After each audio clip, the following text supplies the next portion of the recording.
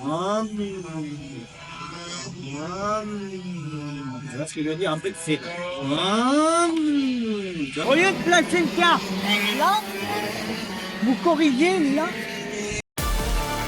Aujourd'hui, je vous emmène sur le circuit de Valence pour une journée test préparatoire pour la première manche du championnat de Ligue Rhône-Alpes de karting 2025. C'est Franck de l'équipe Chronokart qui va me coacher pour toute la journée. Bonjour et bienvenue sur la chaîne League4 Racing, moi c'est David.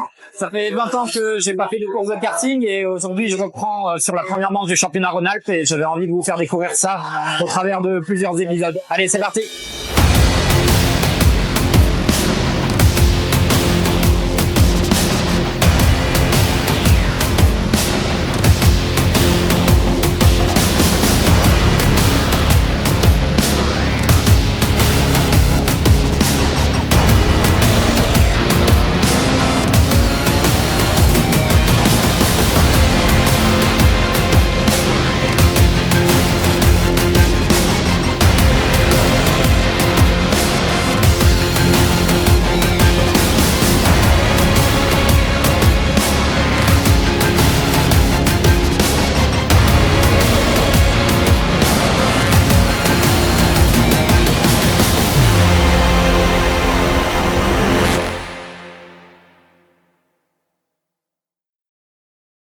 Allez, c'est parti, aujourd'hui je vous emmène à Valence avec le team Chronokart de Franck.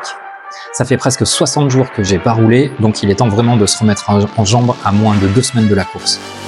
La présence de Ludo et de Camille, qui sont les deux pilotes du team Chronokart, va être vraiment un bon étalon pour moi. Alors pour cette journée, j'ai deux objectifs. Le premier, c'est de bien roder le piston, et le second, ce sera d'exploiter au mieux les pneus neufs. Parce que les deux dernières fois où j'ai roulé avec des pneus neufs, je suis pas arrivé à améliorer mes chronos. Donc il va falloir que je progresse sur ce point et que j'apprenne vraiment à bien les exploiter en vue d'une séance d'essai qualificatif qui est super importante parce qu'elle va déterminer l'ordre de départ pour les manches qui suivent. Mais avant cela, objectif numéro 1, c'est de bien roder le piston. Mais ça, comme je l'ai jamais fait, il faut que je demande à Franck comment on s'y prend.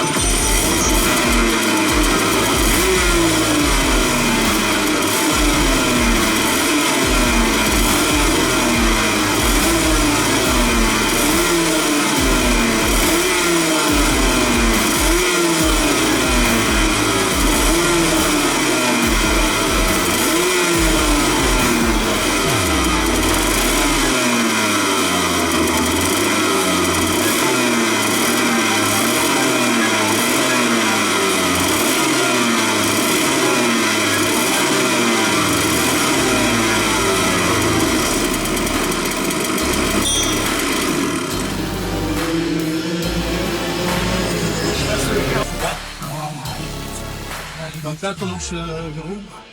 Accélère, tu es et à chaque fois que tu accélères à tout. Donc au début, la ligne droite, tu vas la faire par exemple en 4 fois.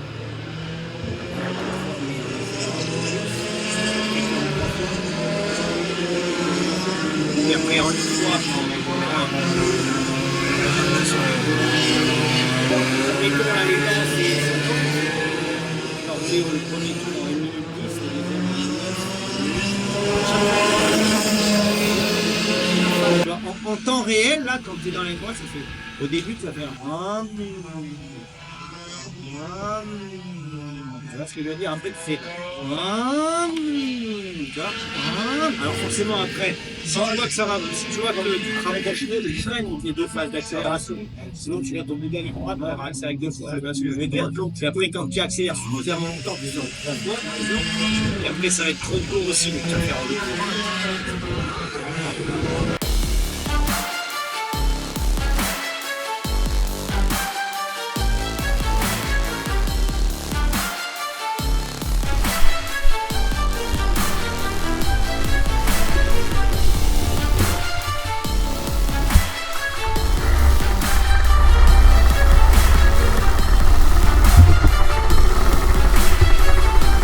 Bon, me voilà parti pour 2 séries de 10 minutes de rodage.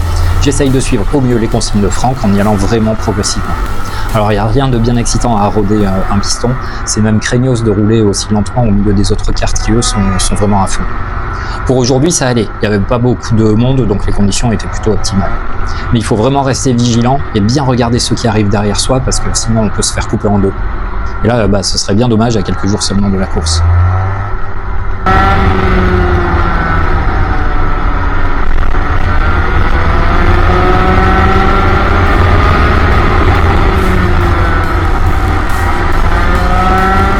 Ça y est, les 2 séances de rodage touchent à leur fin et se sont vraiment très bien passées. Retour au stand pour maintenant se préparer à attaquer les choses sérieuses. Pour la prochaine série, je prends en ligne de mire Camille.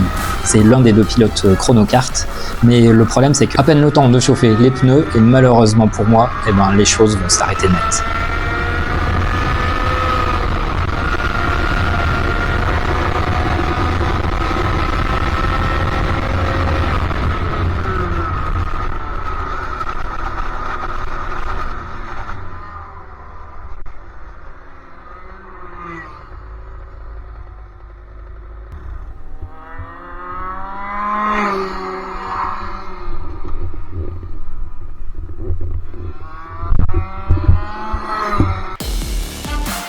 C'est la patte de fixation du siège qui l'a traversé de part en part. Avec mon poids, le siège il s'est même affaissé et a frotté par terre. Il s'est ouvert sur 20 cm. À ce moment-là, j'étais super frustré parce que je pensais que ma journée était vraiment finie. Mais c'était sans compter sur les super pouvoirs magiques de Franck qui allait me faire une réparation de fortune avec une plaque en plastique et puis du scotch. Encore une fois, il sauve ma journée test.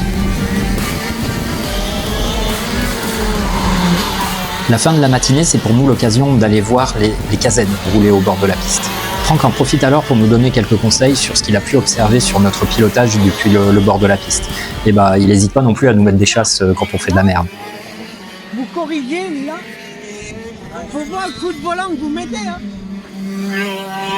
Là, ici, là, vous êtes en train de débraquer pour aller sur le livreur là-bas pour que le kart il descende. Alors que là, le kart là, vous l'arrêtez net, là, pile.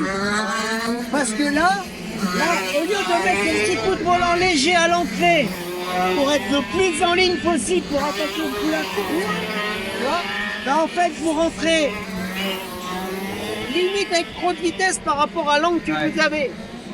Ce qui fait que ça peut jeter là-bas, là, tu vois, et là, tu te dis, ça va pas y aller, donc vous mettez tous un coup de volant. Et là, le kart, il fait rien. Le kart étant déjà réparé, la pause déjeuner me permet de préparer au mieux la séance de l'après-midi avec les pneus neufs. Il faut déjà refaire du mélange pour remettre de l'essence dans le réservoir, démonter les roues pour monter les pneus neufs sur les jantes et puis remonter les pneus neufs. Donc il y a du taf et même pas le temps de manger.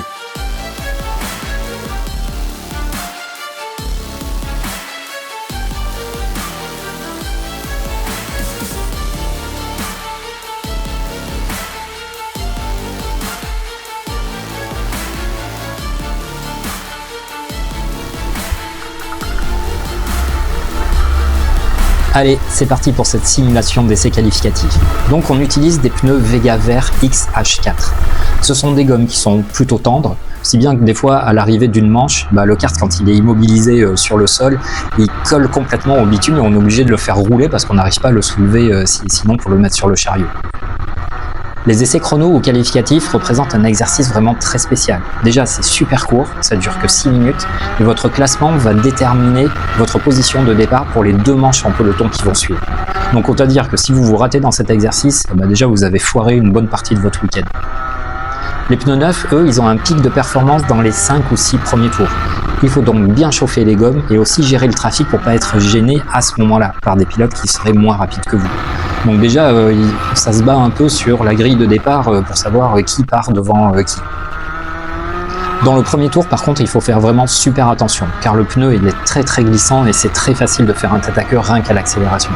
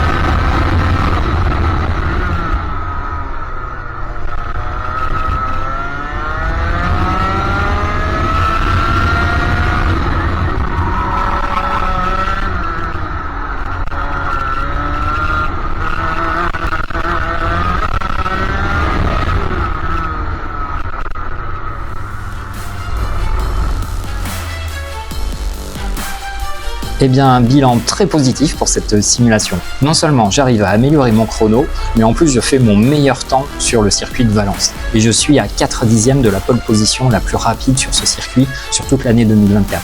Donc je suis vraiment super content de ce chrono.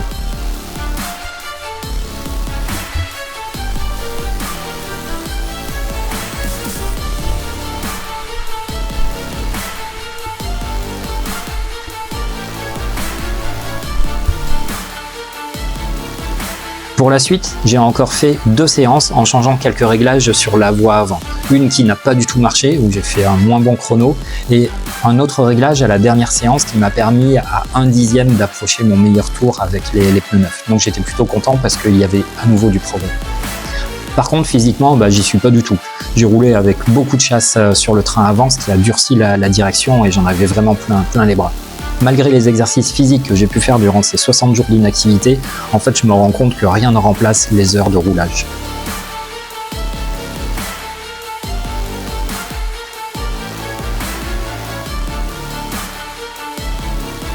La journée s'achève maintenant avec vraiment un goût du travail bien fait. La prochaine étape, c'est dans 2 jours. Une dernière séance d'essai, cette fois sur le circuit de Lyon. Cette fois, il y aura Arthur, mon fils et mécano, et ce sera l'occasion pour lui d'essayer le X30. Mais tout ça, je vous le garde pour le prochain et 3e épisode.